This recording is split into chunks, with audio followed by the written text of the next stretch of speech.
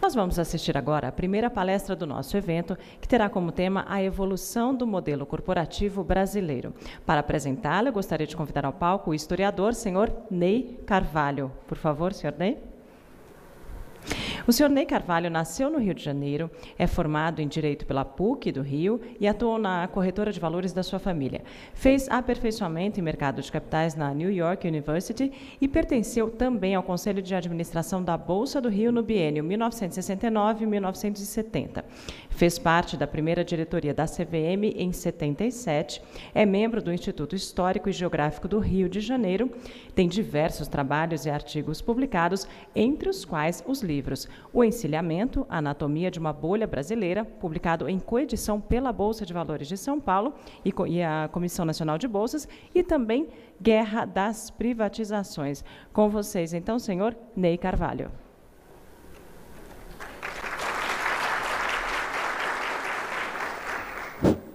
Bom dia.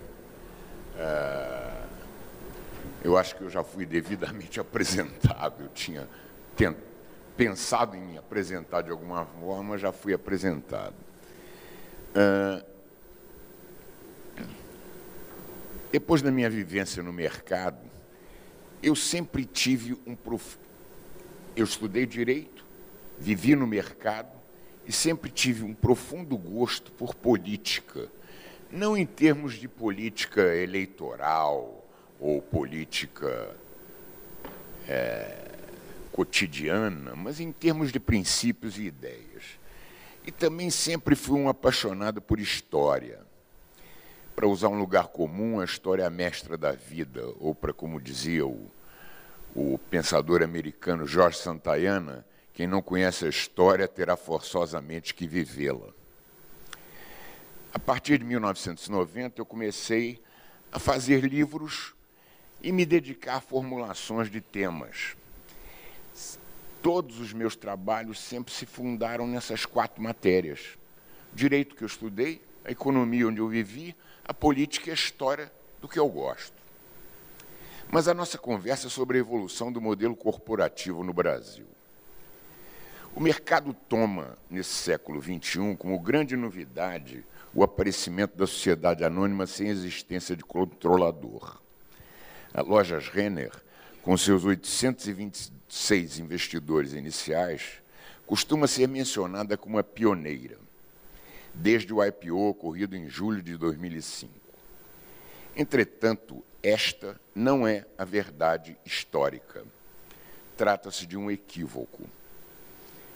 Eu devo abrir um parênteses para fazer um crédito à pessoa que me alertou para esse tema. Eu não o conheço, ele é um escritor, professor em Harvard, chamado Aldo Musacchio, e escreveu um livro excepcional chamado Experiments in Financial Democracies, sobre a experiência corporativa no século XIX no Brasil. Cadê aquele... Queria botar ali o... Trouxe. Obrigado. Eu trouxe umas imagens. Essa é uma... Em 1808, essa é uma cautela do Banco do Brasil, primeiro Banco do Brasil, fundado em 1808. Essa empresa já ostentava este mesmo atributo de não ter acionista controlador. Apesar de criado por iniciativa da coroa portuguesa, rigorosamente não era um negócio estatal, o que só veio a acontecer no início do século XX. O segredo do status estava numa poison pill estampada no artigo 11 do Estatuto original. E é curioso repetir o texto. Para que um acionista tenha voto deliberativo nas sessões do banco, há de pelo menos ter nele o fundo capital de 5 ações. E quantas vezes o dito total, tantos votos terá na Assembleia Geral. E aí entra o ponto nevrálgico. Bem entendido, que nunca o mesmo sujeito, é esse o termo usado no Estatuto, que nunca o mesmo sujeito, por qualquer motivo que seja, poderá ter mais de 4 votos. Ou seja, estabelecia-se, uma ação não votava, votavam 5 ações, mas cada acionista só podia ter 4 votos.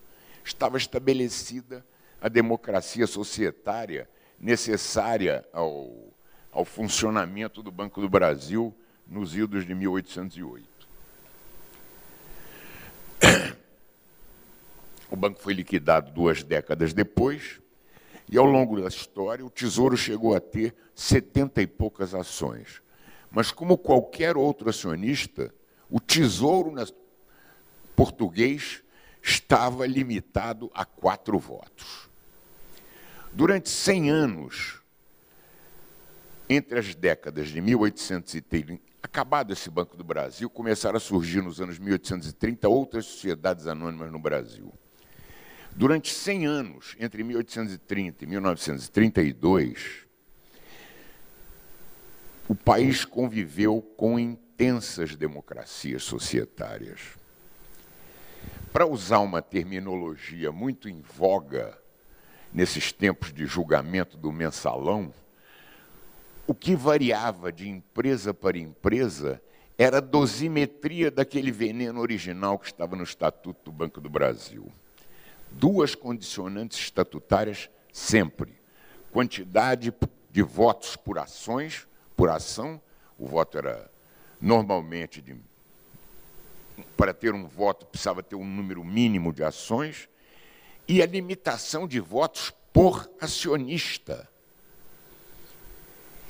Esses 2 devices permitiam o equilíbrio de poder nas sociedades anônimas e protegiam os acionistas uns dos outros e eventuais grupos de outros eventuais grupos. Quase 30 anos depois do Banco do Brasil, começaram a surgir as primeiras sociedades anônimas no país. Eu vou colocar aqui uma outra empresa, que é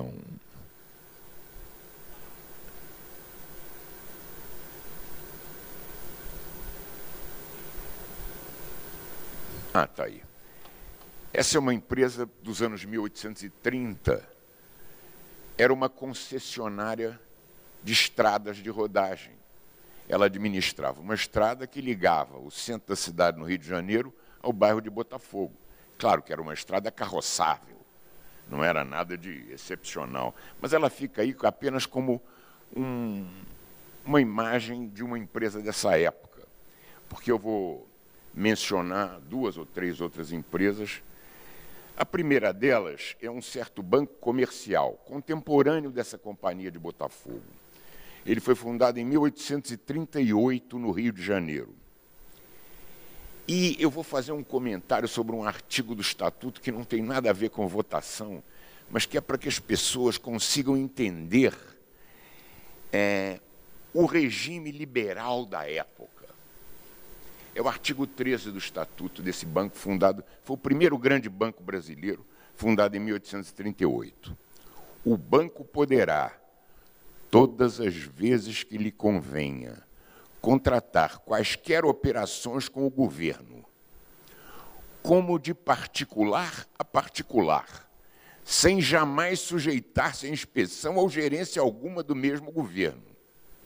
Isso dá uma ideia do tipo de liberalismo que existia na época. O banco tratava o governo de poder para poder.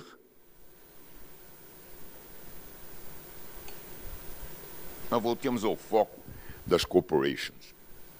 Nesse banco comercial, o caso de votação era emblemático. Estava no artigo 26. Os votos serão tomados na proporção de 1 por cada 5 ações, mas nenhum acionista, por maior número de ações que possua, poderá ter mais de 10 votos, exceto no caso de procuração de outros acionistas, quando terá tantos votos quanto pertencerem aos acionistas que representar. Esse caso de procuração era tratado também de forma distinta. Às vezes se somava os votos do acionista procurador, às vezes eram eliminados, não era permitido. No mesmo ano, um outro caso mais complexo, uma companhia fluminense de gôndolas. Foi a primeira empresa a fazer transporte público no Rio de Janeiro. Ela explorava umas diligências, uns ônibus, umas diligências. Esse negócio era muito mais complexo. 5 ações tinham um voto, 12 tinham 2, 20 tinham 3, 45 tinham 5 votos, 70 tinham 6, 100 tinham 7. Aí vem a restrição.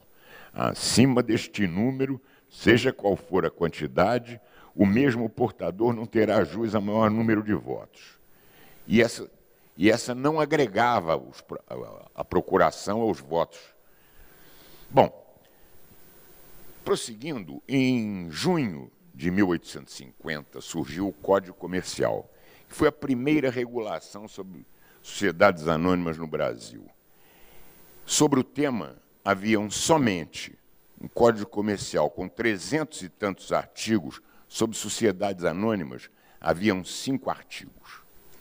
E o mais interessante, no meu entender, é o artigo 299, que fala da responsabilidade dos administradores. Os administradores ou diretores de uma companhia respondem pessoal e solidariamente a terceiros, até o momento em que tiver lugar a inscrição do instrumento no registro do comércio. Efetuado o registro, só respondem à companhia pelo mandato que recebem. Esse era um ponto. Do momento que não existiam controladores nas sociedades anônimas, a personalidade jurídica da sociedade anônima não se confundia com a pessoa física de quaisquer acionistas, como passou a ser regra tão comum no Brasil, em diversas circunstâncias, na segunda metade do século XX. Aí, a essa altura, aparece um personagem que foi um dos autores do Código Comercial e foi o grande mentor de negócios no Brasil do século XIX, que é o Barão de Mauá.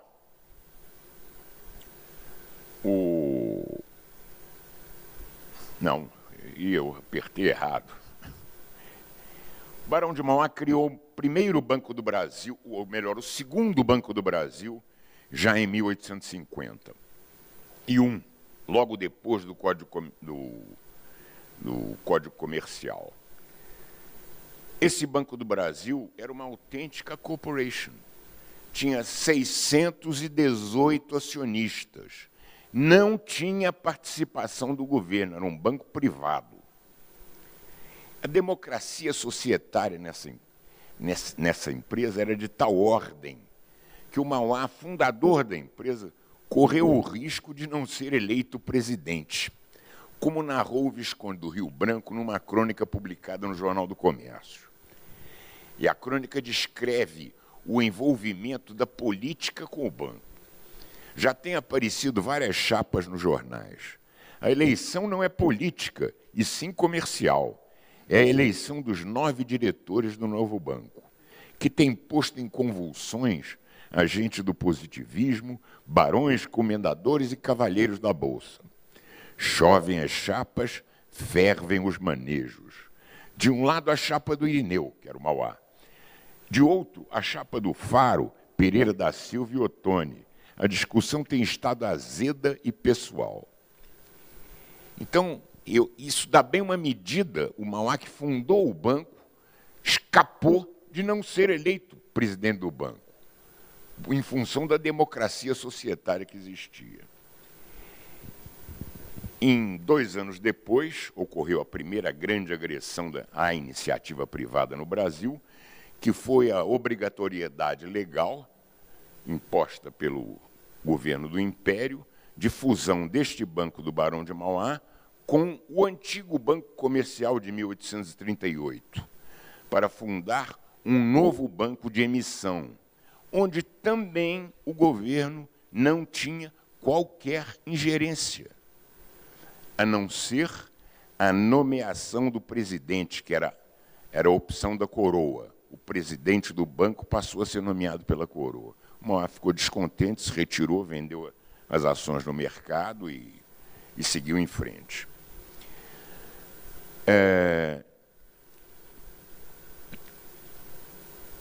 Eu vou citar essa empresa aí para mencionar um outro caso do problema da restrição ao voto. Essa companhia foi fundada por Teófilo Otoni em 1855 e o objetivo era explorar as riquezas do rio Mucuri, que desce de Minas e cruza o Espírito Santo. A província de Minas Gerais tinha o maior interesse no desenvolvimento do Vale do Rio Mucuri e, portanto, tinha 20% das ações. A província de Minas Gerais, que vale ao atual estado de Minas. No entanto, seus votos estavam limitados aos 40 votos, máximo que qualquer acionista podia deter. Esse espírito comandou todas as empresas brasileiras até 1930. Vou citar mais um exemplo ainda, a Estrada de Ferro Dom Pedro II, que depois na República se transformou em Central do Brasil e foi o backbone da rede ferroviária federal. Os votos serão contados na razão de 1 por 5 ações, até o número de 20 votos. Era uma empresa totalmente privada também. Até o número de 20 votos. Máximo, cada acionista representará por si ou por procuração de outro. Em 10 anos, uns 8 anos depois, ocorreu a primeira grande estatização brasileira. Foi a estatização dessa estrada de ferro. E a coroa, ao decidir estatizar a empresa, teve que adquirir a totalidade das ações, mediante um swap com títulos públicos, com juros mais elevados do que os juros que prometiam as ações da companhia. Se ele não tivesse adquirido a totalidade das ações, ele poderia ficar permanentemente em minoria. Podia chegar a 90% e não acontecer nada, não assumir o controle da empresa. Em seguida, eu vou passar para uma outra etapa que já é mais adiante, uns 30 anos depois, que foi o período denominado encilhamento, sobre o qual eu escrevi um livro, conheço razoavelmente bem o tema. Isso foi um processo que começou com a abolição da escravatura em 1888 e foi até 1891. Foram 3 anos de uma explosão especulativa fantástica no Brasil todo, no Rio de Janeiro. E essa empresa que eu apresento, o Banco Construtor do Brasil, para mim é o símbolo desse período, porque o lançamento foi tão característico, o número de subscritores ultrapassou violentamente, houve briga no dia da subscrição das ações, houve uma luta terrível, gente querendo comprar os papéis. Para mim, esse é o emblema dessa época. Mas, nesse período, foram criadas perto de 500 empresas. Até 1888, no Rio de Janeiro, existiam apenas 80 e poucas sociedades anônimas, todas abertas. Não havia a sociedade anônima fechada. A sociedade anônima era um veículo para a abertura da empresa, para a criação de grandes negócios. O símbolo, para mim, outro símbolo dessa época, é uma empresa chamada Terras e Colonização. O capital foi subscrito por 750 pessoas físicas e jurídicas. O incorporador era um tipo curiosíssimo, chamado Sebastião Pinho. Era um homem muito rico, o negócio dele era vender bilhetes de loteria, mas ele operava no mercado, o mercado era totalmente livre, qualquer um operava. E esse Sebastião Pinho incorporou essa empresa de Terras e Colonização. 750 acionistas. O maior de todos era ele. Tinha 677 ações. ou 1,35% do capital. A seguir vinham uns poucos com 500, a maioria entre 50 e 100 ações, e a média de 66 ações por acionista subscritor inicial, equivalente a 13% da companhia. E nas assembleias havia enorme participação. Esse meu livro sobre o encilhamento fala muito sobre isso. Esse Sebastião Pinho incorporou mais 9 empresas, cujos capitais totais, para pasmo de todos, somavam, em pleno século XIX, 25 milhões de libras. Mas isso aí é uma outra história. A propósito desse mesmo período, nessa época nasceu uma companhia que eu acredito que quase todo mundo aqui se lembre ainda. Não é essa. Não. Bom, veio o verso da cautela ao invés de vir a fachada. É a Companhia Antártica Paulista. Ela foi fundada em pleno período do encilhamento, em 1891, e sobreviveu até recentemente, quando foi controlada se fundiu com a Brahma e se transformou na Ambev. Mas o caso interessante da Companhia Antártica Paulista é descrito pelo professor Aldo Musacchio no livro a que eu me referi.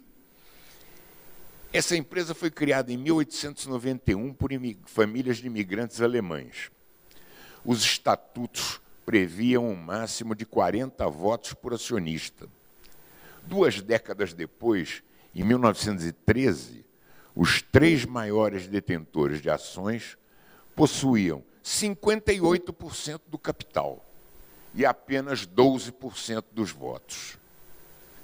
Esse foi o segredo da existência de corporations no Brasil até 1930. Uma última empresa para citar no início do século XX, que eu considero, para mim, é o apagar das luzes desse período, é esse Banco Pelotense. Era uma corporation também aberta, e, para mim, ela representa o fim dessa era democrática das sociedades anônimas. E foi uma quebra importante. Ela ocorreu logo em 1930, no início do governo de Getúlio Vargas. O artigo que se referia aos votos dizia: nas votações por escrutínio secreto, se apurará o resultado pela representação do capital, 1 voto por cada 5 ações, até o máximo de 500 votos. Nessa aqui a dosimetria já era maior. Mas esse estatuto é de 1928, portanto, no limiar do fim das corporations no Brasil. E aí eu tenho que mudar um pouquinho de tema e passar a fazer um breve enfoque político sobre as razões que levaram à desconstrução desse sistema. Eu estou estudando muito esse assunto agora, vou fazer um livro a respeito.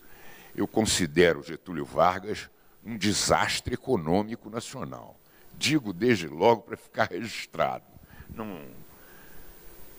Sob qualquer ponto de vista, a economia se atrasou profundamente no período dele. Mas o importante é a gente fixar por que essas coisas aconteceram. Porque a respaldar decisões de ordem econômica de governo, sempre existem convicções políticas, ideológicas. Em 1930, a Revolução de 30, na verdade, foi a fusão de 2 grandes autoritarismos no Brasil: positivismo e fascismo. O positivismo é uma coisa muito pouco estudada, muito mencionada, mas pouco estudada. Eu já me dediquei um pouco, conheço alguma coisa. Foi era uma escola filosófica fundada por um louco, chamado Augusto Comte. O Ludwig von Mises, aquele economista austríaco, é que dizia: todos sabem que Augusto Comte era louco, mas o que dizer dos seus seguidores? Só que o Brasil foi a única vítima dessa escola filosófica. É inacreditável, mas a influência do positivismo no século XX brasileiro é terrível, e as pessoas não se dão conta. Isso me deixa desesperado. Para situar, para começar, era um sistema profundamente autoritário. Os positivistas fizeram a República, não conseguiram implantar a Constituição.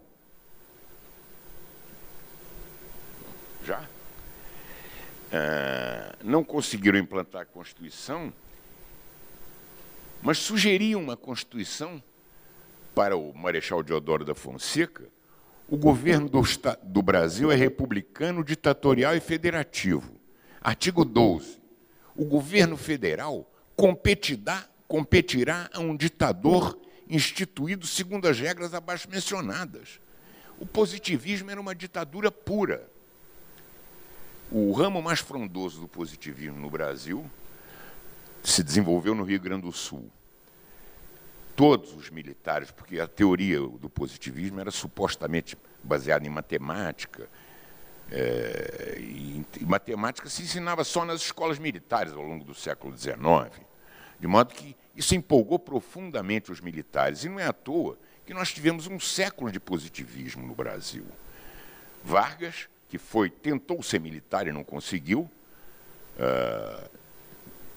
e mais tarde os militares do regime militar eram todos positivistas, e todos, dos 5 presidentes militares, um era cearense, o mais liberal de todos, que era o Castelo Branco. 3 eram gaúchos. E o Figueiredo, se dizia cariúcho, mistura de carioca com gaúcho. E o autoritarismo gaúcho é fundamentalmente positivista. O positivismo o Rio Grande do Sul teve a primeira e única Constituição positivista na história do mundo. A Constituição republicana foi outorgada praticamente por Júlio de Castilhos, que era o chefe do positivismo, um tirano nato.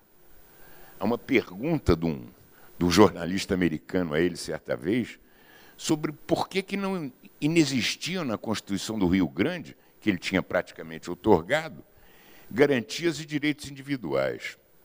A resposta é inacreditável. Qualquer direito individual é tão absurdo como imoral.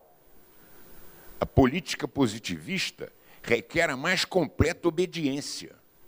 A massa deve obedecer para seu melhor proveito. Esse foi o homem que moldou. Foi nessa escola que Getúlio Vargas se formou. E Getúlio Vargas fez um elogio fúnebre de Júlio de Castilhos. Foi aí que ele se formou. Era uma tirania. E o outro sistema era o fascismo de Francisco, que, para mim, o emblema no governo Vargas, de 30 a 45, foi a figura de Francisco Campos, que era um fascista, havia fundado a primeira organização fascista no Brasil, foi ministro da Justiça e mentor do regime. Ele foi o criador, em 1932, das ações preferenciais sem voto. O positivismo e o fascismo que se fundiram nesse governo se alicerçavam no comando de homens providenciais e grande autoritarismo no poder político. Por outro lado, como decorrência necessária dessa forma de pensar, demandavam que as empresas fossem dirigidas por empresários iluminados, pequenos césares, a quem deviam ser outorgados também poderes ditatoriais nos seus âmbitos respectivos. E nós vivíamos uma ditadura. Havia o claro objetivo de eliminar as democracias societárias. O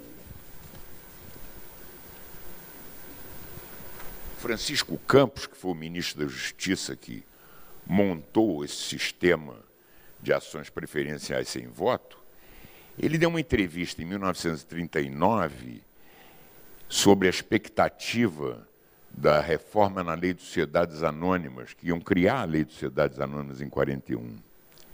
E a resposta dele ao jornalista é inacreditável. O saneamento das sociedades anônimas só poderá fazer-se mediante a concentração de poderes e das responsabilidades de gestão em uma única pessoa. Foi por isto que foi fundado esse processo de existência de ações sem direito a voto, porque até 1932 não havia ações sem direito a voto. As cautelas de ações nem diziam se as ações eram ordinárias ou preferenciais. Diziam, fulano é detentor de tantas ações. Bom, então, tem muita coisa, me deram um aviso aqui que nós estamos chegando ao fim, e eu teria ainda algumas outras observações a fazer. Mas, sobre a construção desse modelo de ação sem voto. Mas esse negócio levou na década de 30, levou a um excesso. Houve empresas que se emitiram até com 90% de ações sem voto. Fizeram um contraponto no Decreto-Lei 2627, de 41, e aí começa a era do aparecimento das empresas estatais. Vale do Rio Doce, Siderúrgica Nacional, e depois, extinto o governo Vargas, em 45, tivemos uma breve democracia, que durou 18 anos, inaugurada em 46. Retornaram alguns lançamentos de ações privadas, basicamente multinacionais, como era o caso dessa Willis Overland, ou também outras empresas nacionais, como o petróleo e refinaria. Isso aí é bom para se lembrar de um tempo que o petróleo podia ser explorado privadamente no Brasil. Depois veio o regime militar, que durou 25 anos. Prosseguiu o predomínio das ações preferenciais. E temos ainda mais uma, Brinquedos Estrela, ações preferenciais. Todas as ações emitidas ao longo da segunda metade do século XX foram todas elas preferenciais. Sem voto. Um caso particular foram os bancos, que em 1971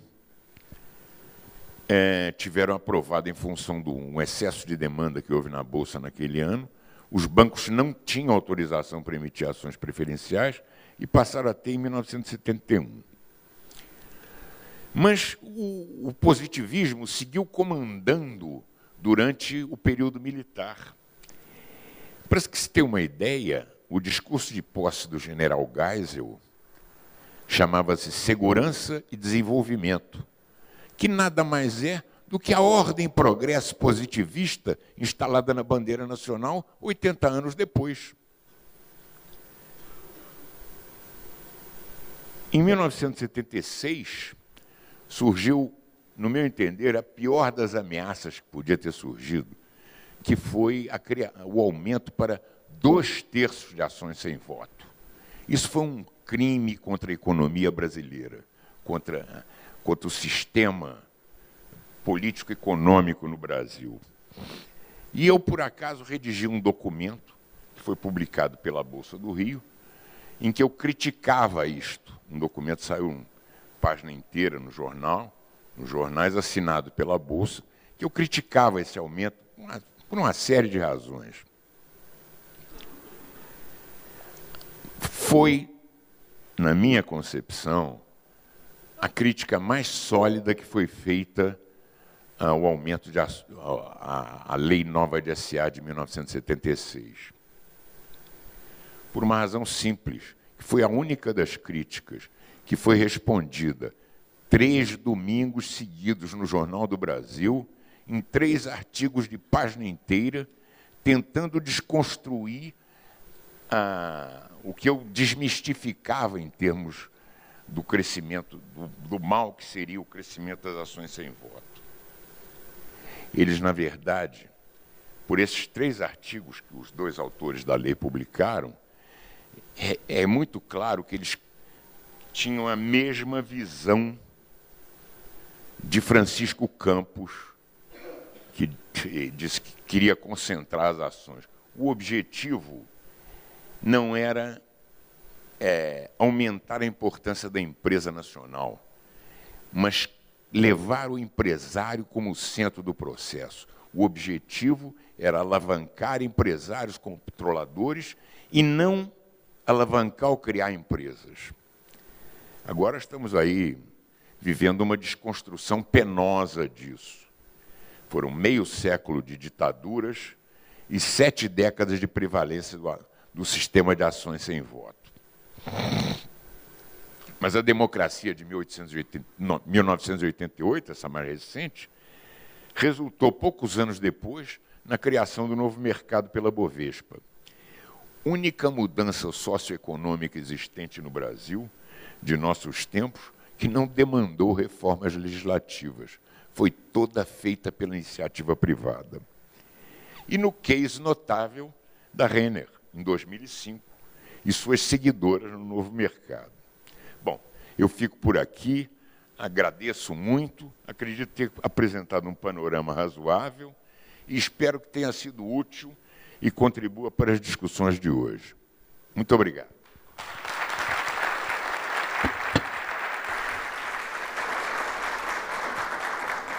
Muito obrigada, senhor Ney Carvalho, parabéns pela excelente apresentação.